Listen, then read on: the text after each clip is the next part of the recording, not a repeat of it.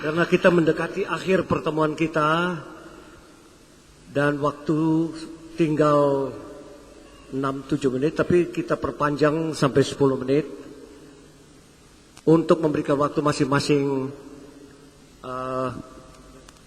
penanggap atau komentator kita yang merupakan ya kita anggap sesepuh atau wakil dari beberapa pakar ini, untuk memberikan komentar masing-masing, kesan masing-masing diwakili satu orang. Bagaimana kesan saudara tentang pertemuan kita ini, supaya ada tindak lanjut dan kelanjutannya. Baik, kami mulai dari Bapak dari pihak Islam. Siapa mewakili? Silakan. Assalamualaikum. Saya tidak akan mencampuri dialog antar dua pihak. Tapi saya ingin mengingatkan ada beberapa hal yang perlu kita perhatikan bersama. Satu, istilah Alkitab dalam Al-Quran. Ada 3 artinya. Satu, Alkitab artinya wahyu Allah yang diturunkan kepada para nabi dan rasulnya, yang kemudian dihimpun jadi yang disebut kitab suci itu.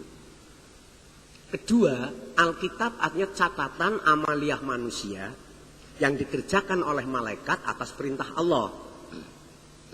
Yang ketiga, Alkitab tulisan manusia sendiri seperti yang dibacakan surat Al-Baqarah 79, surat Al-Imran 78. Jadi orang menulis ini kitab saya ini, yang nulis saya ini. Jadi ada 3 arti ini. Di samping itu nanti ada penurunannya, arti utul kitab. Utul kitab itu umat yang diberi kitab. Dari mereka nanti ada yang iman, ada yang kafir. Yang ketiga, ahli kitab. Ahli kitab itu bukan orang pintar kitab. Ahli kitab perusak wahyu Allah. 37 kali dia pakai dalam Al-Quran. Lalu yang keempat, umul kitab.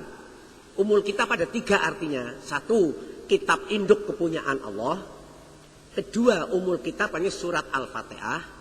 Ketiga, umul kitab artinya ayat muhkamat.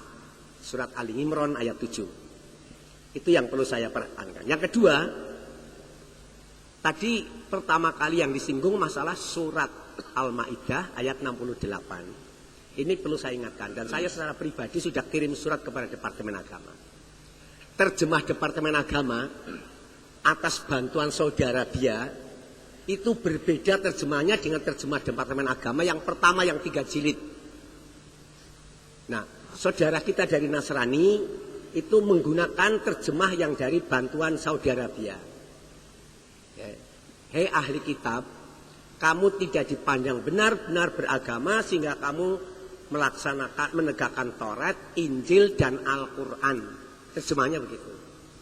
Nah ini dan Al-Quran di sini perlu dikoreksi karena bahasa Arabnya itu bukan begitu. Dan tafsir bahasa Arab juga ada yang semacam itu, saya juga tahu. Lihat tafsir Sofatut Tafasir dan tafsir Ibnu Katsir.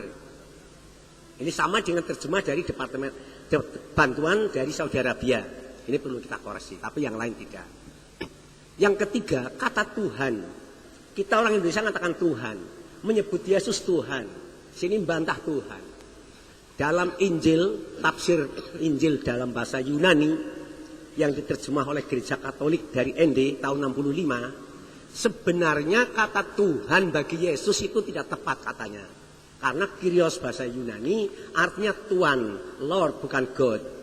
Tapi kata mereka di sana, kami segan untuk mengganti sebutan Tuhan bagi Yesus karena sudah terlanjur umum dipakai.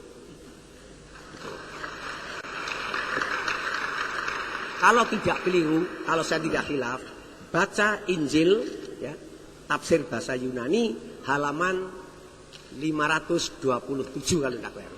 Insya Allah. Itu yang perlu saya katakan. Lalu tadi masalah terjemah Nisa turun. Ya, nazala Isa fikum, bukan alaikum. Hati-hati bahasa Arabnya. Ya.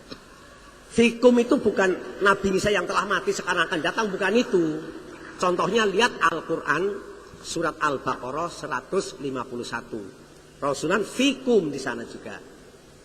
Hubungan dengan Nabi Isa. Lalu yang kedua, yang berikutnya, kata-kata Maryam disebut ukhti Harun. Harun kan zamannya Musa. Memang dalam bahasa Arab kata ukhti, akhun itu bisa dipakai kepada semua orang. Lihat contoh surat Haji ayat 78. Ibrahim abikum. Ibrahim bapamu. Itu. Padahal kita kan tidak tahu mana Ibrahim itu ya. Ayah saya namanya Pak Sutoyudo, saya namanya Solihan Mahdum Cahyana, lain itu ya. Jadi ini penggunaan bahasa Arab tolong hati-hati gitu ya. Jadi memang banyak kata-kata bahasa itu yang perlu kita perhatikan bersama. Ini yang perlu saya ingatkan semua. Saya kira itulah. Kalau ada satu pertanyaan yang beredar melalui buletin-buletin, brosur-brosur bahwa Nabi Muhammad itu didoakan supaya selamat. Itu bukan doa, Pak. Itu ucapan salut. Di dalam Al-Quran dikatakan innallaha wa malaikatahu yusalluna 'alan nabi. Sesungguhnya Allah dan malaikatnya mengucapkan salawat kepada Nabi. Ya ayyuhalladzina amanu sallu alaihi wa sallimu taslima. Hai orang beriman, ucapkan pula salawat itu kepada nabimu. Jadi salawat bukan doa. Kalau salawat itu doa, maka Allah berdoa begini, wahai aku, wahai aku. Mana itu? Oh, dia yang Allah kok. Kemudian itu bisa ditemukan dalam doa Bapak kami. Jadi Bapak harus teliti lagi membaca Bible. Doa Bapak kami begini. Makanya oleh sebab itu maka berdoalah demikian. Bapa kami yang di sorga, dikuduskanlah namamu. Itu bukan doa, itu salut kepada Allah. Kalau dipahami dengan doa, waduh, celaka Pak. Bapa kami yang di sorga, dikuduskanlah namamu. Berarti sekarang kau belum kudus. Nanti setelah dikabulkan doa ini baru kamu jadi kudus. Nah, kalau begitu Tuhan najis dong. Na'udzubillah min dzalik. Jadi banyak pemahaman yang ini, makanya saya minta waktu benar-benar ya bagi saudara-saudara saya yang muslim, muslimah, ini jawabannya terdapat dalam Alkitab ini. Ya, bukan dalam Quran, tapi dalam Alkitab ini. Jadi mari kita hormati itu Nabi, bukan ya Allah selamatkanlah Nabi Muhammad, bukan. Itu ucapan selamat, salam. Saya ketemu dengan Bapak, selamat Pak. Itu salam. Jadi itu ya Pak ya. Jadi sebenarnya persoalannya mudah, tapi kadang-kadang dipersulit-sulit gitu loh. Assalamualaikum warahmatullahi wabarakatuh.